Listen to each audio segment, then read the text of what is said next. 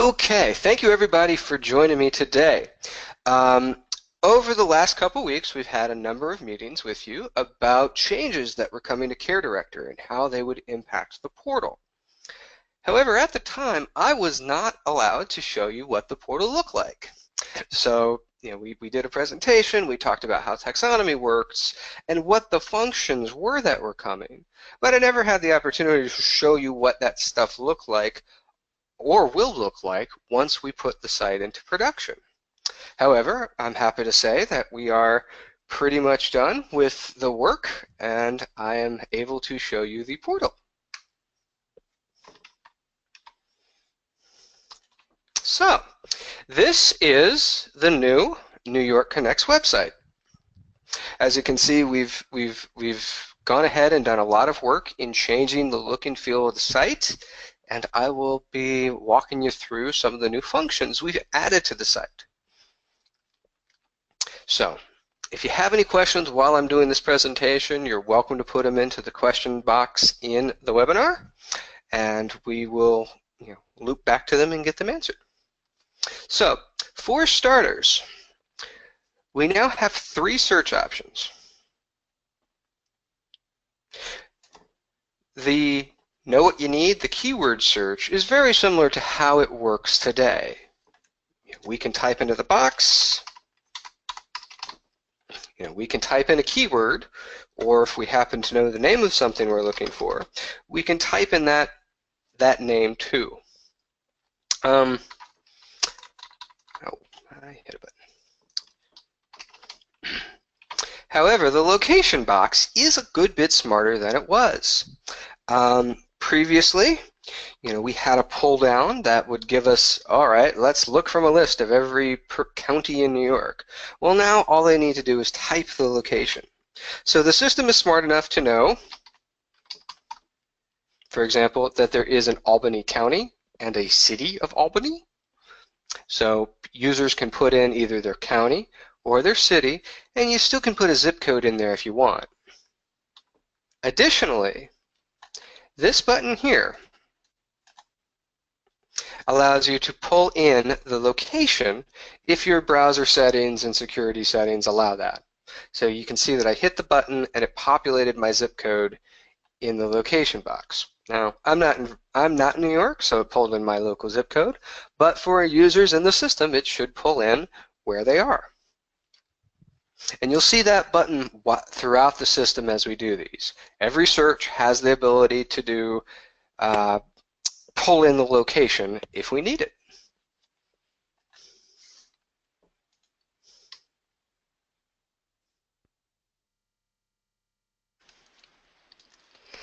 And it looks like I'll loop back to the questions here in a second. So that's the keyword search, and really it works very similar to the piece we had before. The next we have is what we're calling the self-guided search. Now, what if you don't know what you're looking for? Well, the self-guided search allows us to basically kind of do a question and answer functionality. So we start with some pretty broad categories here, right? Everyday activities or caregiving or social life. You can click on those and they expand to give us specific things you might need help with. The system then allows the user to select what those are.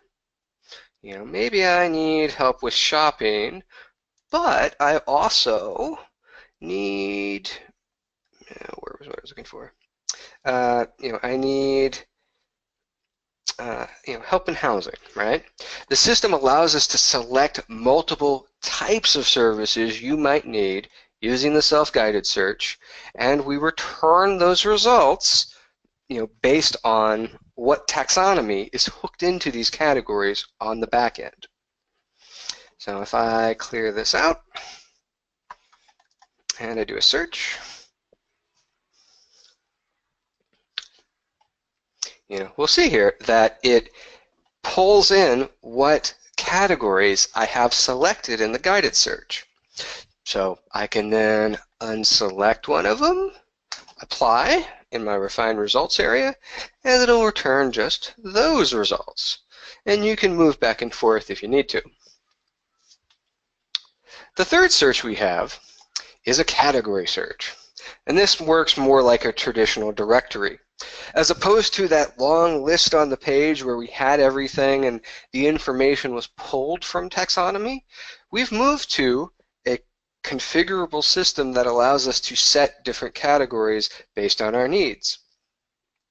So, for example, our first level has basic needs and legal services, and then as I click into those, I get another page that gives us different options, based on what we need. And these are totally configurable. So if say, I don't know, we have a big storm coming and you want to put emergency services on the page, we do have the ability of saying, okay, let's add a category in there, just for this piece. And the configuration of these sort of items are an administrator function that we can add stuff as we need it.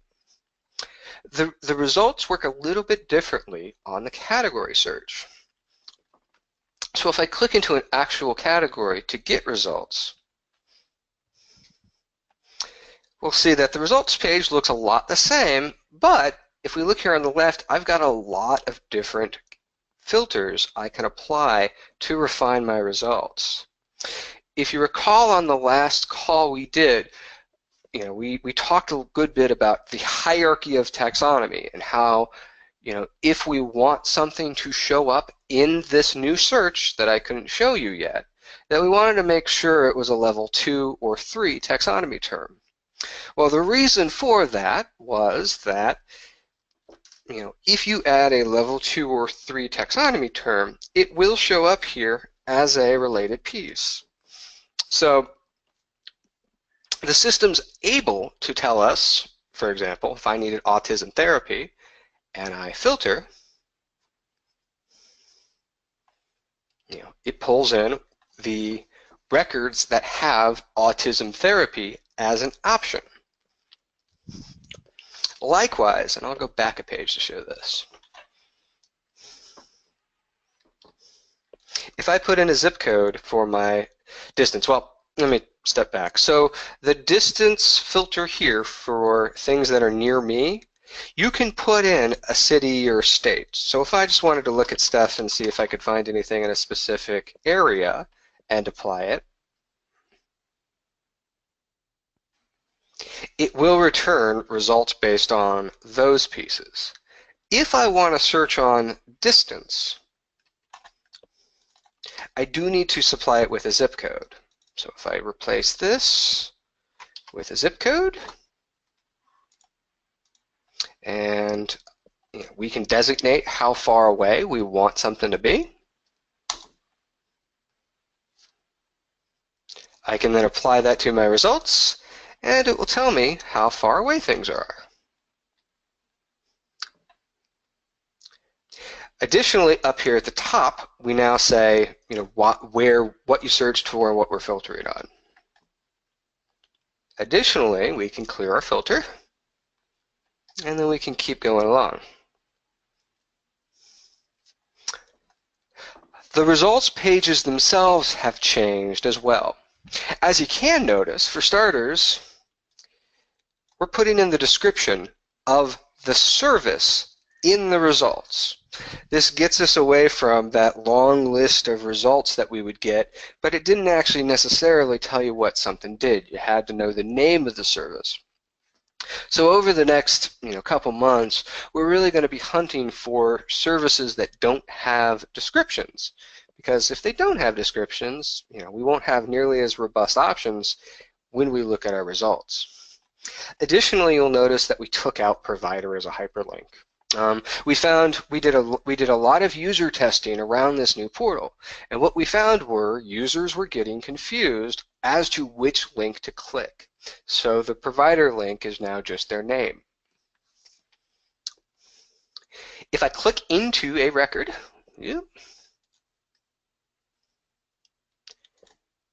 okay, hold on a second.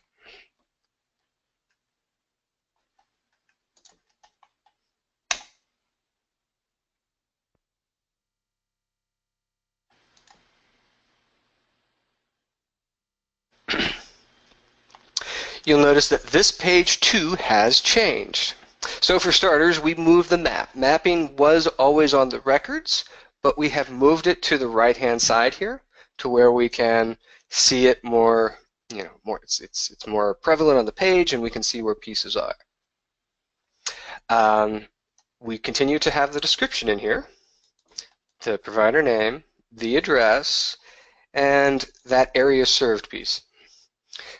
We've done a lot of work around the telephone numbers. So let's say you have a provider that has a phone number on its provider record, but you may have missed doing it on the program or service.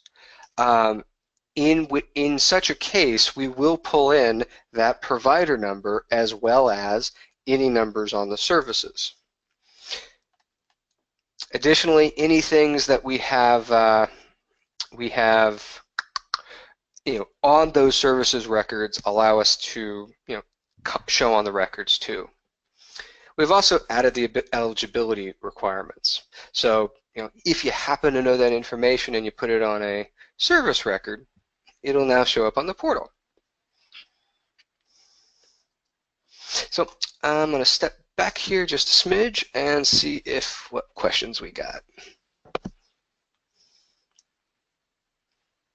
Okay, so the first question we are is there a reason there are no younger folks on the images? The images are random. So we do have a set of images that we had to send out and get approved by the state.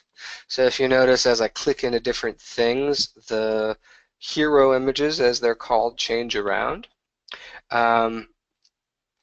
So yes, the images have folks of various ranges and such, and we have done some coding in the background to make sure that they load correctly.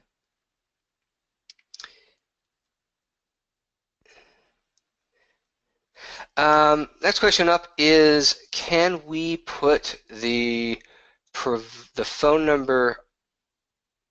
Can we put the provider's phone number without having to click on the link? Can it be displayed under the address? We are showing the link on the actual results, so it is under the address, so maybe I'm missing something there. I might need to find out more info on that.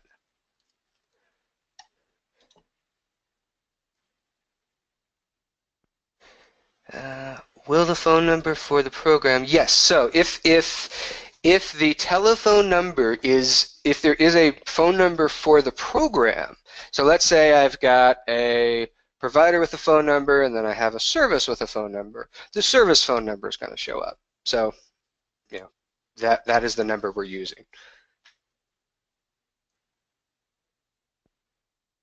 And it's the next thing is, it looks like some of the descriptions were the taxonomy definitions. Is that in? I'm not quite. If we're talking about this piece here, the because you searched for, that is added on the guided search pages to give folks a sort of understanding of what they selected.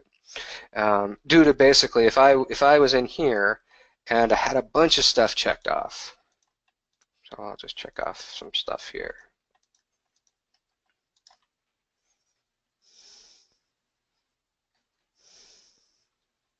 We got a bunch of results. In a world where it's returning different topics based on what you picked, we are showing you that. If the thing you're referring to was kind of up here, that's probably because it was in the description that we loaded. All right, cool. I think I got that one. I think we got that one. So the next question is, will the search for New York Connect's Peer Place be the same as the resource directory? Yes. So the search that we do in the keyword search here is the same between Peer Place and Care Director. The results we return when I say, okay, I need this keyword in this location, is the same between both environments.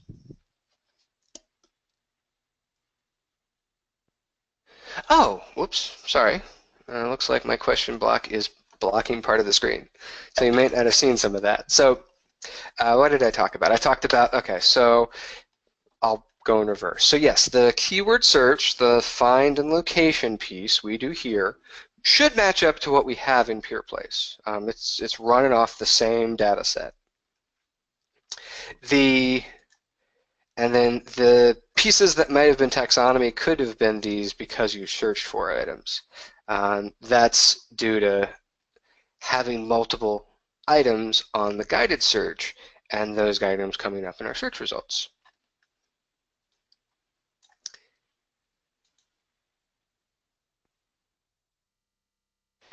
Okay, and maybe the question was, is PurePlace going to offer out the two other search options? Not at this time. These search options are pulling from the same data set, but like the configuration for them doesn't talk to PurePlace right now.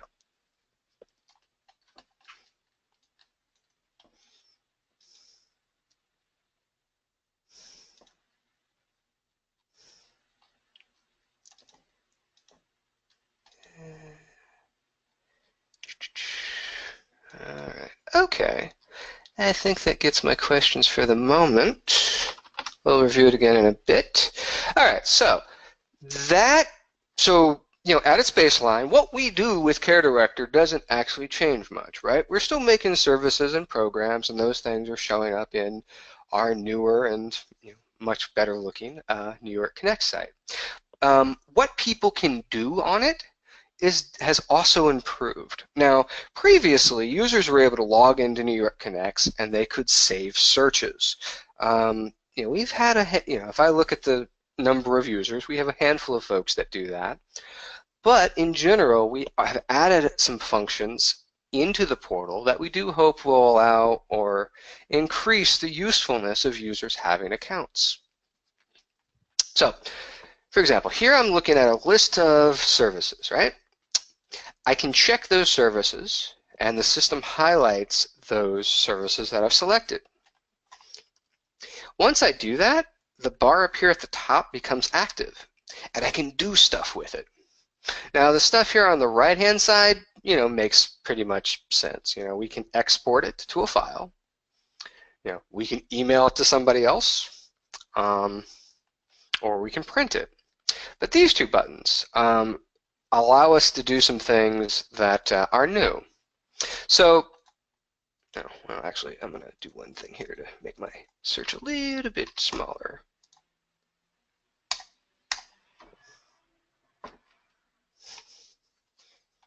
That's better. So, here I've selected a couple of resources, and then I'm going to click up here to add to favorites. So I'm not logged in right now, but if I put in my username and password,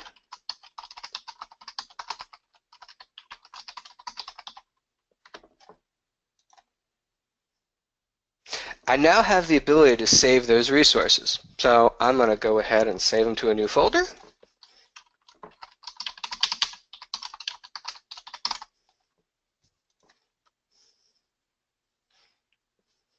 Think for a second, and then it saves the items I had selected. Now you see here, now when those resources come up in my future searches, they'll have the little purple heart next to them, showing that I favorited them in the past. Now, what if you've looked at something and you want more information on it? Well, what we've done is we have performed an integration with PurePlace to where users can come in here and they can check their resources. And that's what this request information button does. So when you click request information, the system then goes out and sends a message to that location in PurePlace stating that the user is asking for more information. Now, the information you will get, I'm not quite sure what it looks like, but I do believe we're passing across the user's information, their name, their address, their phone number, and the assignment of that information depends on what they've set as their county. That way you'll be able to follow up with them based on the information they sent when they registered.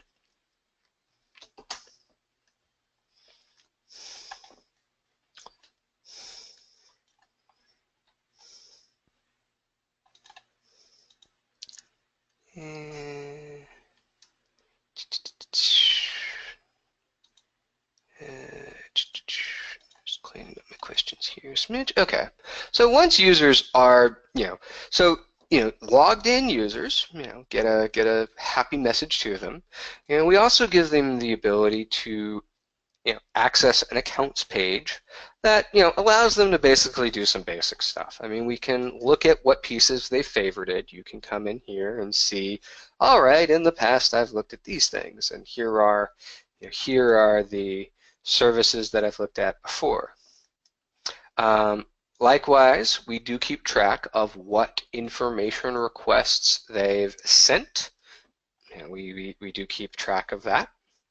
And then, we give them the sort of general stuff to be able to edit and change up their, address and email address.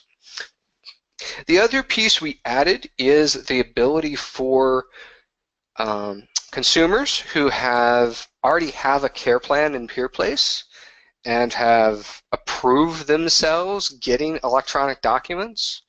They can now get those documents from the portal. The consumer portal now allows them to fetch those records from PeerPlace if they exist and the information lines up. We have a separate presentation on Monday, I believe, where we're going to sort of demo how that piece works.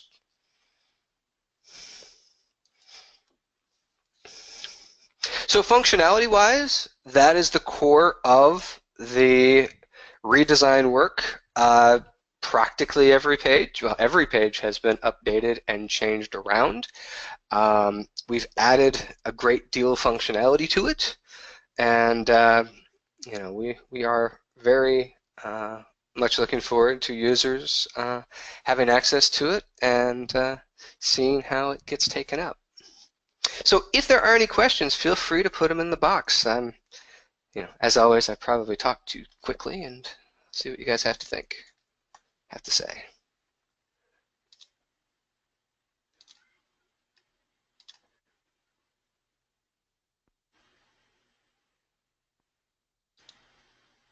Uh-oh, looks like I was breaking. Can everyone hear me now? Looks like I broke up for a bit. I can hear you okay, Andy. Okay. Good. All right, so can I discuss the membership registration piece? Sure. And I'll just do it by creating a new user here. So Andy, you need to move your question box out of the way. Yeah. Yoink. All right. So yeah. So users could register before, but they couldn't really do much. Registering on the new system, basically it works much like it would, on any website. We have to put in an email address.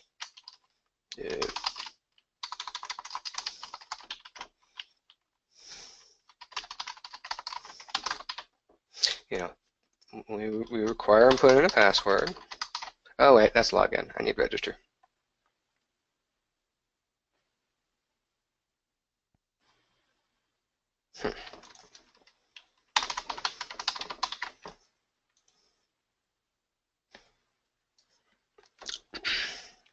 So, once they make an account, they can log in.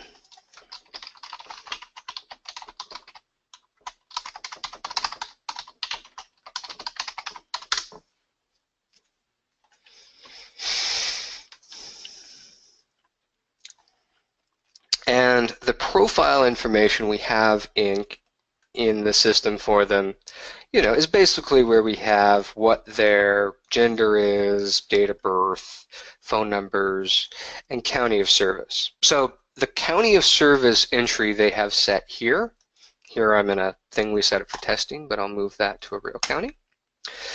This county of service is where any information requests they send out will show up based on what that setting is. But everything else is pretty common as far as a web piece goes. The the stuff as far as how many, care director in the background keeps track of, okay, here's when they logged in, here's how many times they've logged in, etc. But, I don't necessarily expect you'll need to know that. If we do need to show that down the line, I'll show you guys how that works. All right, I hope that answers your question, Maria.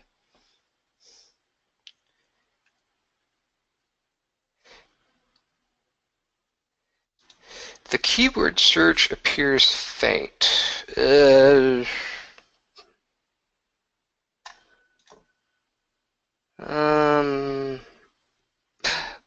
We should, we'll take a look at that once it's actually in. I'm not sure if that's just an artifact of the GoToMeeting or not. The text here that's in the box before I click on it is gray, as opposed to being black as when I text in it. But the actual box is this should be showing up light purple in the color scheme, then it goes dark purple, and this box is white. So we have matched it to the color schemes we were given, and we do have accessibility testing in line to do this stuff. So if we do find that we end up having some troubles there, we'll look at it and see what we can do.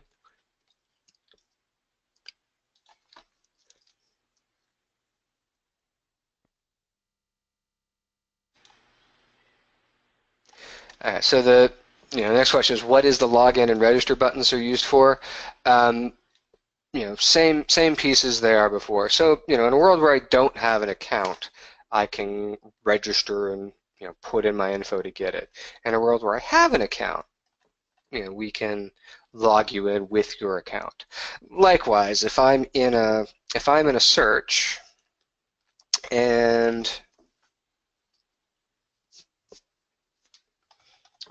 I'm not logged in, and I select some things, and I'm like, ooh, I can request information. The system does say, all right, you're not logged in. Go ahead and log in your account. Oh wait, you don't have an account. You can register. So again, they work most like every other website.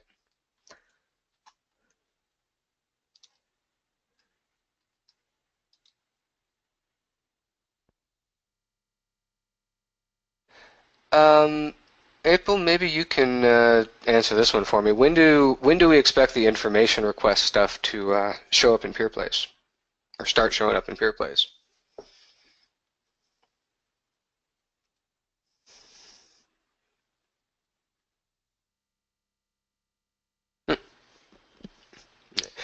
I don't have the answer for that, Maria. I don't quite know when the PeerPlace side of this is clicking over, but I'll find out and let you know. I do think it's the 30th, but I'm not sure. So, and then Jen asks a similar question. What email address will the information requests be sent to? As I understand it, it's not an email request. It will be showing up in PeerPlace, the website application you guys access through HCS. So, we've done a few things here as far as email goes and the application goes. Previously, there was a button on the detail record where users could send email requests to the provider if they had an email address. We've turned that off, so that won't happen anymore. Users still can access an email address or an email to a user through the Find Local Offices area here. And if you remember the old page we had a listing of everything on the planet. Now we have a pull down where I can pick a county, and we do show your information. If they were to fill out this form on the right-hand side, it would generate an email to the email address we have for you. Additionally, as independent ILCs get added into the system and come on board, we do have the functionality of also referencing them on this page. And Andy, just to further clarify, the request informations will show up in their queue on PeerPlace. Yep.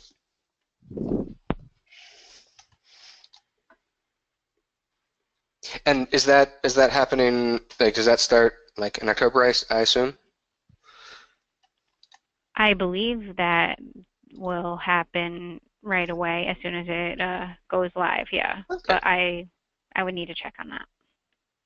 Yeah. So yeah. So yeah, like the only sort of email functionality we still have on the portal is this contact us page, which does generate a message out to you. We eliminated the provider piece because really it seemed to be confusing folks, and honestly it was an open email thing that was getting used by robots a bit too much.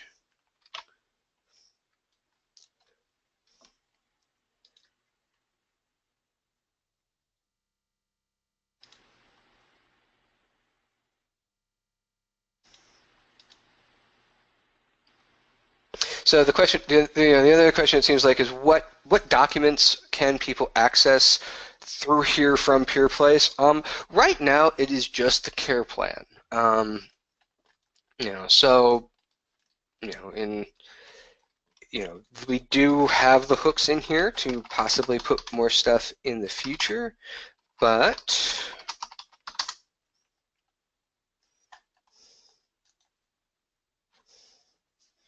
the pieces that they actually access are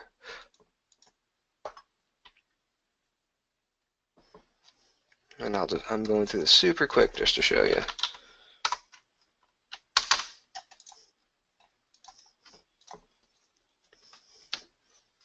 The files that they get currently is just the care plan.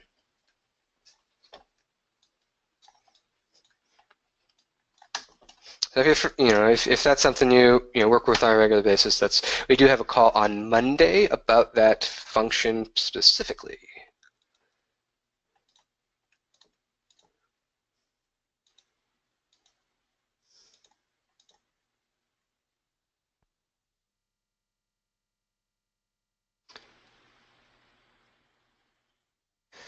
So the next question is what types of people are going to be registering for this site?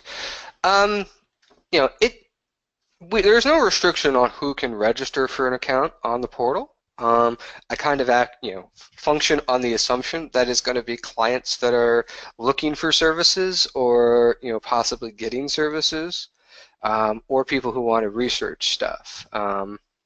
So there's no restrictions on who can register, and as we've added more functionality to the site, I am looking forward to seeing what users end up doing with it. So.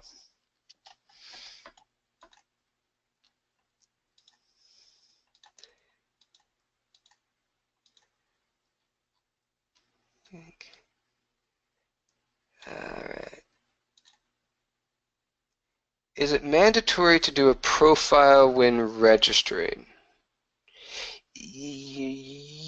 Yeah, yes. I mean, so assuming I'm following the question correctly, yeah, I mean, kind of. So, if I put in my information without editing, say, like my first and last name, it won't, I can register with just my email address and password. But, as far as if we need to sync up with pieces, like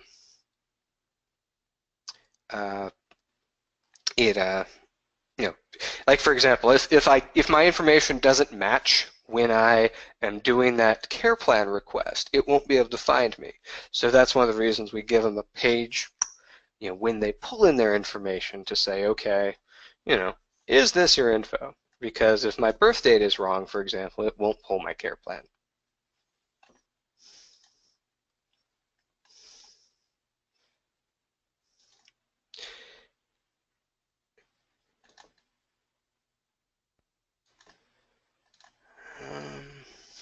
So, the next question is, if is there an email option on the information request function? Not that I'm aware of. That's something I can check with the PeerPlace folks, and I don't know what notification options they might have, but we can see if there's a way that you can get notified if something is in that queue. And the next question, is the queue in the New York Connects portal? No, I assume the queue we're talking about is the queue in PeerPlace. Andy, you're absolutely correct. It's the queue in PeerPlace. Yep.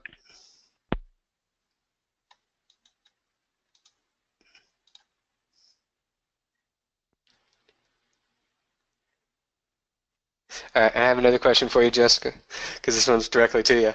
If the requests will go through PeerPlace into that queue, what workflow path will it land in, and how is that determination made? It will only be the New York Connects workflow path because that is the only workflow path where you have the resource directory search option.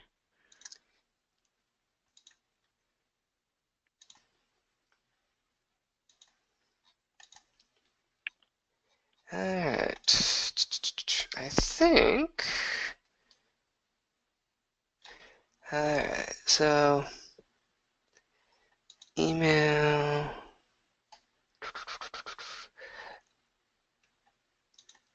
Answer the registration question. Okay.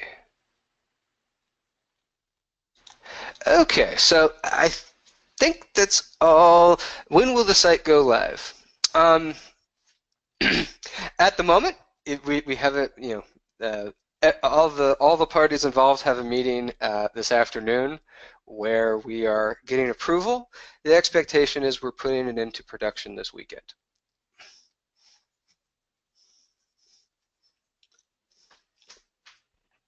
Thank you. And I just wanted to remind everybody that the care plan is only for aging network devices recipients who have a plan. Or network services, I'm sorry.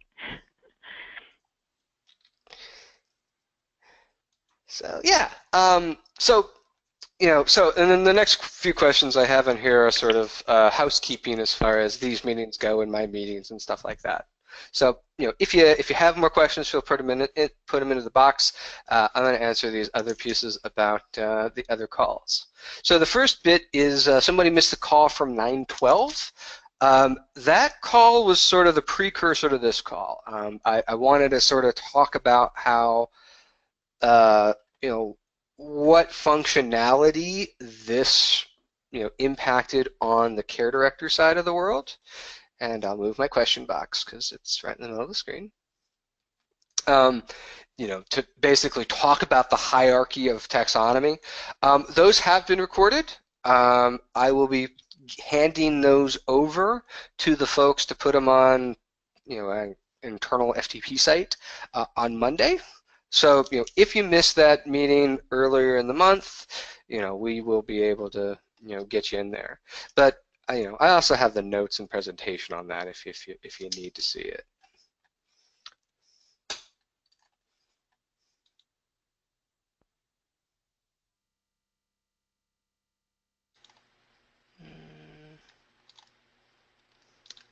And then, yep, I can get you guys a copy of the presentation, and then it's that one, and then somebody saying they missed the June through September calls. I do send out notes on those calls as they come out. I'll since it's captured who that is, I'll get you on the calls as we have them. They should theoretically be the first Monday of every month, and I have that call going through the end of the year. I'll probably continue that, next year. I still have to write up a summary sheet on all of this new stuff. That really will include the bulk of the stuff we've done over the summer. I just haven't gotten to it yet. So, the next meeting we have in October, I'll be showing you some of the dashboards I'm putting together that will kind of surface the stuff I've talked about in the last two webinar calls to you guys, so that you can see what level your taxonomy is at, or if you have anybody, so you can have access to that taxonomy hierarchy if you want to take a look at it. All right, let's see here.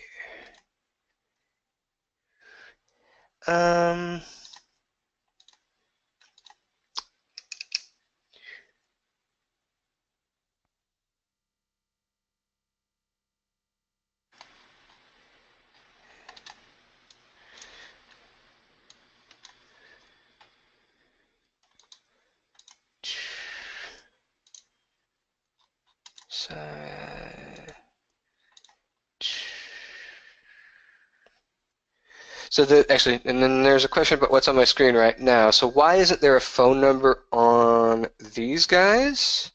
Chances are because they don't have a phone number in the record themselves. See how this one has a phone number here, and this one doesn't? It's because the record itself doesn't have a phone number.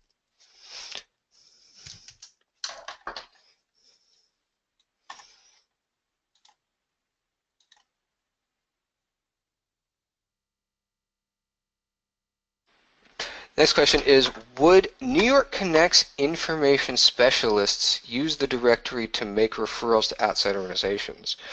I assume you guys do that through PeerPlace. That's the INA piece. It uses the same data set, but it gives you the functionality to track what you're doing. They will have the option of using either PeerPlace or this site if they prefer it. But okay. It's up to them. All right. And Andy, just make sure that the black box the questions are off the screen. So yeah, and the rest is just some folks, it looks like just some folks trying to get into the meetings that I don't have. I will go through those notes in this call afterwards and add you guys to those presentations. Like I said, we hadn't had a bit to talk about over the summer, and by showing you this, you can kind of tell why. This is what we've been working on for the last couple months. Probably for the rest of the year, it gives us the opportunity to focus on, okay, what do our results look like here? And it's going to be stuff like, all right, what doesn't have a description? What doesn't have a phone number? I'll show you guys how to find those things in Care Director so that we can make sure that, somebody looking at the resources can make heads or tails of them.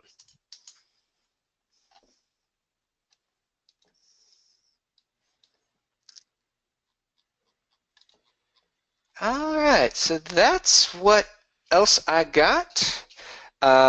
Like always, if you're running into any problems or you have any questions that I haven't covered here, you're welcome to, ask me.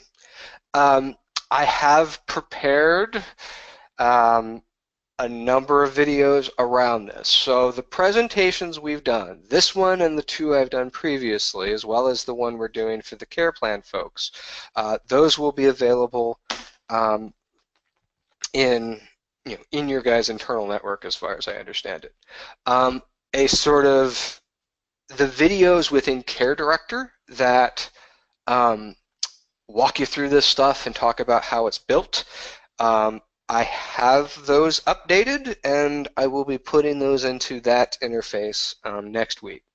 So, by the time we talk again in early October, I'll be able to show you guys where the tutorial videos for, all these pieces are going. All right.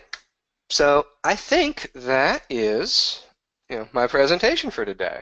I was very excited to show you guys the new portal. Hopefully it makes a good bit more sense now that you can see what it does and what we were talking about.